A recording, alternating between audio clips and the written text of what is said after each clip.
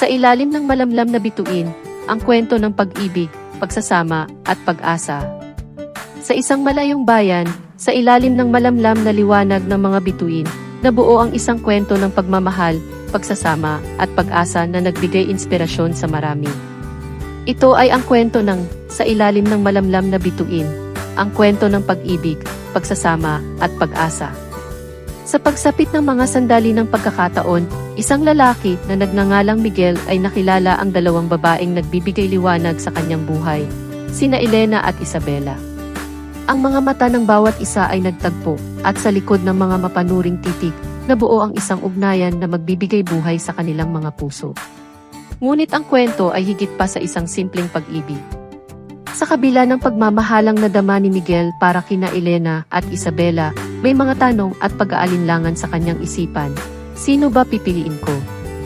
Ito ay naging pundasyon ng kanilang paglalakbay tungo sa mas malalim na kaalaman sa kanilang mga sarili at sa kahulugan ng pagmamahal.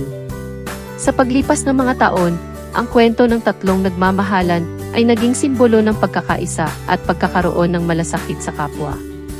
Naglakbay sila sa mga pagsubok at tagumpay, at sa kanilang pagmamahal at pagsasama, naging inspirasyon sila sa kanilang komunidad. Sa kwentong ito, tayo ay maglalakbay sa masalimuot na mundo ng damdamin, pag-ibig, at pag-asa. Ito ay isang kwento ng mga taong naging inspirasyon sa iba na maging mas mabuting tao, na pinamumuhay ang mga halagang nagbibigay kahulugan sa bawat pag-iral natin dito sa mundo. Handa ka na bang sumama sa kanilang kwento? Isang araw, sa isang maliit na bayan, may isang lalaking nagngangalang Miguel. Si Miguel ay kilala sa buong bayan dahil sa kanyang katalinuhan at kabaitan. Sa kanyang mga mata, mapanuring puso, at malalim na mga salita, madali siyang napapalapit sa mga tao. Ngunit sa loob niya, may tanong na paulit-ulit na bumabalot sa kanyang isipan, sino ba pipiliin ko? Una niyang nakilala si Elena, isang mapagmahal at masayahing babaeng kasama niya sa ilalim ng malamlam na ilaw ng mga bituin. Magkatabi sila sa isang kaganapan sa bayan, at agad na nabighani si Miguel sa kagandahan ni Elena. Maraming gabi ang dumaan na magkasama sila, nagbabahagi ng kanilang mga pangarap, at nagtutulungan sa pagharap sa mga pagsubok. Isang araw, habang naglalakad sa tabi ng ilog, nakilala ni Miguel si Isabela, isang matalino at misteryosong dalaga. Si Isabela ay may pusong parang lalim ng karagatan, puno ng mga lihim at pag-aalinlangan. Sa bawat pag-uusap nila, unti-unti itong nagiging bukas kay Miguel. Habang si Miguel ay unti-unting nahuhulog sa kakaibang kagandahan ni Isabela, nagiging masalimuot ang kanyang pagtatanong, siya ba o siya? Nagpatuloy ang buhay ni Miguel na puno ng katanungan at pag-aalinlangan.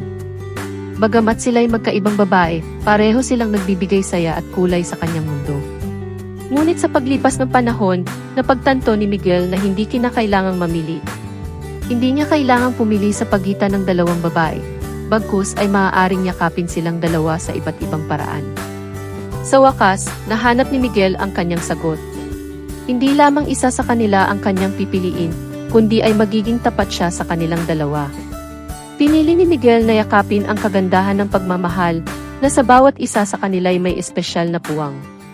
Hindi na siya nagtanong kung sino ba ang pipiliin niya, bagkus ay natutunan niyang ang tunay na pag-ibig ay hindi nag-iisa, kundi nagbibigay daan sa pagmamahalan ng higit sa isa.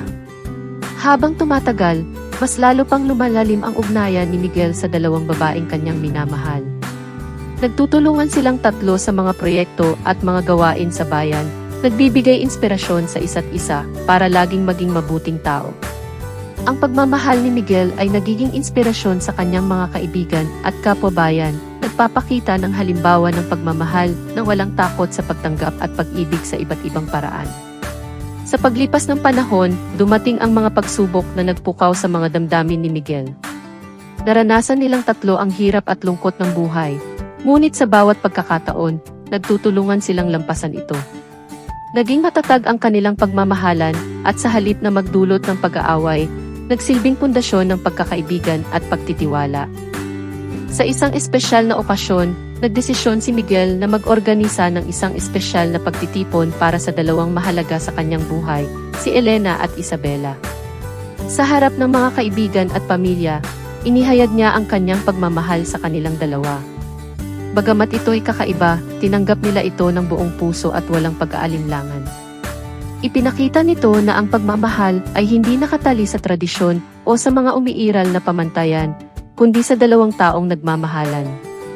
Habang patuloy ang kanilang paglalakbay sa buhay, natutunan ni Miguel na ang tunay na pagmamahal ay higit pa sa pagpili ng isa lang.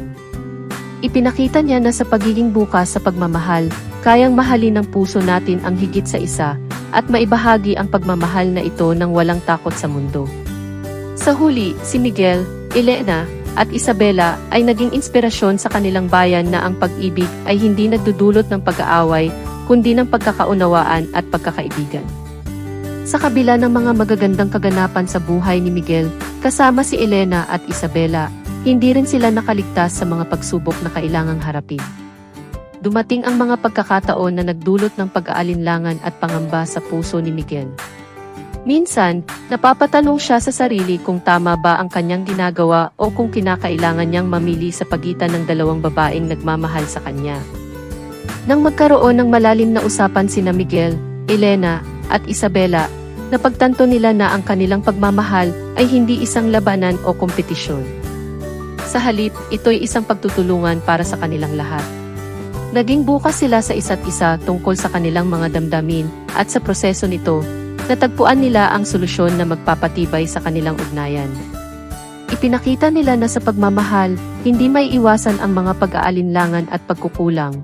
Ngunit ang mahalaga ay ang pag-aaruga sa kanilang pagmamahalan at ang pagbibigayan ng suporta at pag-unawa sa isa't isa. Naging matatag ang kanilang samahan at sa bawat pagsubok na kanilang hinarap, lalong lumalim ang kanilang pagmamahal at pagkakaibigan. Isang araw, sa ilalim ng magandang liwanag ng paglubog ng araw, pinili ni Miguel na magpropose sa dalawang babaeng kanyang minamahal.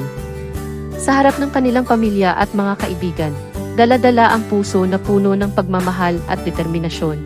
Iniharap ni Miguel ang dalawang singsing na simbolo ng kanyang pagmamahal sa kanilang dalawa. Napaluha si Elena at si Isabela sa sobrang tuwa, at nagyakapang magkakasama ang tatlong nagmamahalan. Sa pagiging bukas at matapat sa kanilang mga damdamin, natagpuan nila ang solusyon sa mga pag-alinlangan at naging mas matibay ang kanilang pagtutulungan. Habang nagtatagal ang relasyon ni Miguel, Elena, at Isabela, nagkasama sila sa maraming paglalakbay at karanasan. Nagtayo sila ng isang maliit na community center sa kanilang bayan kung saan nag-aalok sila ng mga workshop at gawain para sa mga kabataan. Naging inspirasyon sila sa mga kabataan na magkaroon ng malasakit sa kapwa at magkaisa sa mga proyekto para sa bayan. Sa bawat hakbang ng kanilang journey, naging halimbawa sila ng tunay na pagkakaibigan, pagmamahal, at pagkakaroon ng respeto sa isa't isa. Hindi lamang sila nagmamahalan bilang magkasintahan, kundi sila rin ay nagiging katuwang sa mga pangarap at layunin ng bawat isa. Isang pagkakataon, nang may dumating na malaking pagkakataon sa buhay ni Miguel, Elena, at Isabela, napagpasyahan nilang isama ang kanilang mga pamilya sa paggunita at pagdiriwang. Inilahad nila ang kanilang kwento at mga natutunan sa pagmamahalan, at pinalad nilang mapabilang sa mga paboritong alaala ng kanilang mga kaanak at kaibigan. Ngunit tulad ng lahat ng bagay, dumating din ang pagbabago. Sa paglipas ng mga taon, si Miguel ay napag-alaman na may malubhang sakit na kailangang harapin.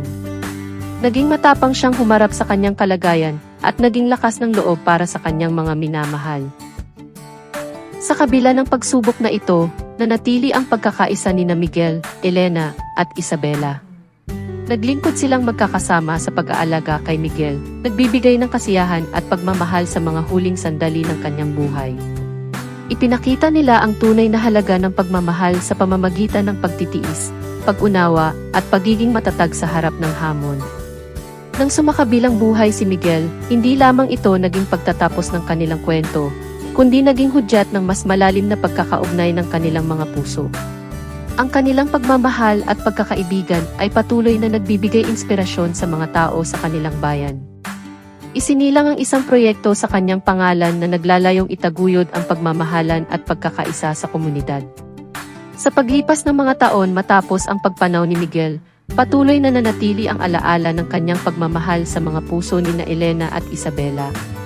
Ang mga kwento at aral na kanilang nakuha mula sa kanilang karanasan ay nagpatuloy na magsilbing gabay at inspirasyon sa kanilang mga buhay. Bilang pagpupugay kay Miguel, nagsagawa sila ng isang taunang pagtitipon sa kanilang bayan tuwing ika-anibersaryo ng kanyang pagpanaw. Ito ay isang espesyal na okasyon kung saan nagkakasama ang mga kaibigan, pamilya, at mga kasapi ng komunidad upang bunitain ang kanyang buhay at ambag sa kanilang bayan. Sa bawat taon, iba't ibang aktibidad at programa ang kanilang inihahanda upang ipakita ang kahalagahan ng pagmamahalan at pagkakaisa. Naging tagapagsalita rin sina Elena at Isabela sa mga iba't ibang pagtitipon at seminar tungkol sa pagmamahal, pagkakaibigan, at pag-aalaga sa mga may karamdaman. Ipinamahagi nila ang kanilang mga karanasan at natutunan na nagbibigay ng inspirasyon at lakas sa mga taong nais malampasan ang mga pagsubok sa buhay. Hindi lang sa lokal na komunidad, kundi pati na rin sa mga karatigbayan at probinsya. Naging kilala sila bilang mga huwarang modelo ng pagmamahal na walang kinikilalang limitasyon. Sila'y naging bahagi ng mga programa at proyektong naglalayong itaguyod ang mga halaga ng pagkakaisa at pagmamahal sa mas malawak na saklaw. Sa paglipas ng panahon, nagkaroon ng mga pagbabago at bagong mga yugto sa buhay nina Elena at Isabela. Ngunit sa kabila ng mga pagbabago, patuloy pa rin nilang iniisip at ginugunita ang mga aral na natutunan nila kay Miguel. Naging bahagi ito ng kanilang mga pangaraw-araw na buhay at nagbigay daan sa kanilang pag-usbong bilang mga individual.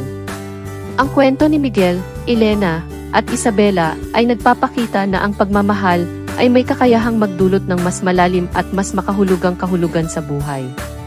Ang kanilang pagtutulungan, pag-unawa, at pagmamahalan ay nag-iwan ng marka hindi lamang sa kanilang bayan, kundi sa mga puso ng mga taong kanilang naantig at naging bahagi ng kanilang kwento ng pagmamahal. Sa kabila ng pagyakap sa mga alaala at aral ni Miguel, nagtungo sina Elena at Isabela sa mga bagong paglalakbay ng kanilang mga buhay.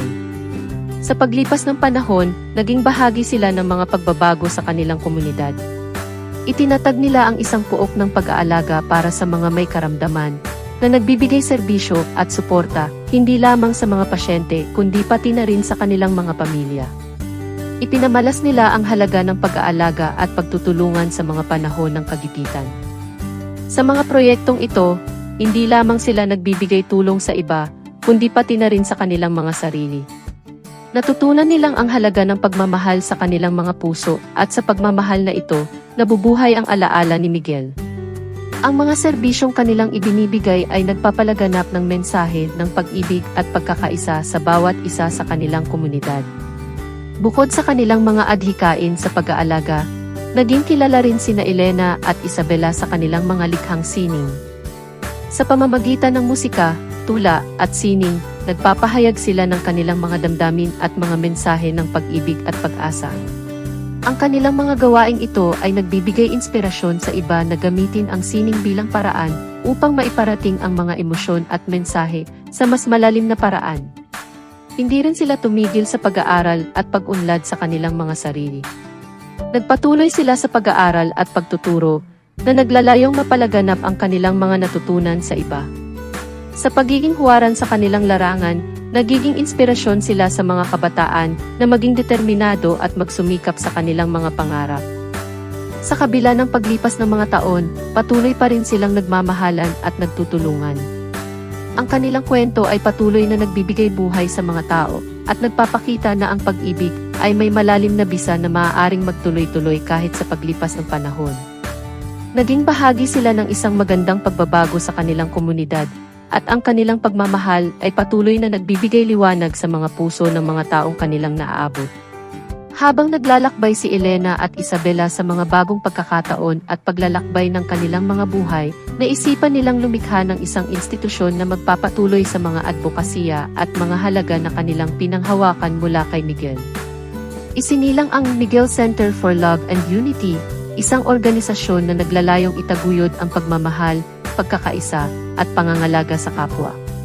Sa pamamagitan ng Miguel Center, naging masistematisado ang kanilang mga gawain at proyekto para sa komunidad. Nagtayo sila ng mga eskwelahang nagbibigay ng libreng edukasyon sa mga kabataan mula sa mga maralitang pamilya. Ipinamalas nila na ang edukasyon ay isang malaking hakbang sa pag-angat mula sa kahirapan at pagkakaisa ng komunidad. Bukod sa edukasyon, nagsagawa rin sila ng mga medical missions at livelihood programs para sa mga nangangailangan. Sa pamamagitan ng mga ito, naging instrumento sila ng pag-asa para sa mga taong labis na nangangailangan ng tulong. Ang kanilang mga gawaing ito ay nagpapakita na ang pagmamahal ay hindi lamang nasa mga salita, kundi nasa mga kilos at pagbibigay kilos sa kapwa. Higit pa rito, nagsagawa rin sila ng mga seminars at workshop para sa mga pamilya, nagtuturo ng mga kasanayang pampamilya, komunikasyon at pag-unlad ng sarili. Sa ganitong paraan, naging tagapag-ugnay sila sa pagpapalakas ng mga pamilyang nagkakaisa at nagmamahalan. Sa bawat hakbang ng Miguel Center, ang mga halaga at aral mula kay Miguel ay patuloy na naging matibay na pundasyon. Naging inspirasyon sila sa iba na maging bahagi ng pagbabago sa kanilang mga komunidad, na ipinapakita na ang pagmamahal at pagkakaisa ay may malalim na bisa na maaring makagawa ng positibong pagbabago sa mundo. Sa huli, ang kwento ni Miguel, Elena, at Isabela ay patuloy na naglalakbay sa pamamagitan ng Miguel Center. Ang kanilang pagmamahalan, pagkakaisa, at mga gawaing makakatulong sa iba ay nagpapatuloy na maging alaala at inspirasyon para sa mga taong nagnanais ng pagbabago at pag-unlad sa kanilang mga sarili at komunidad.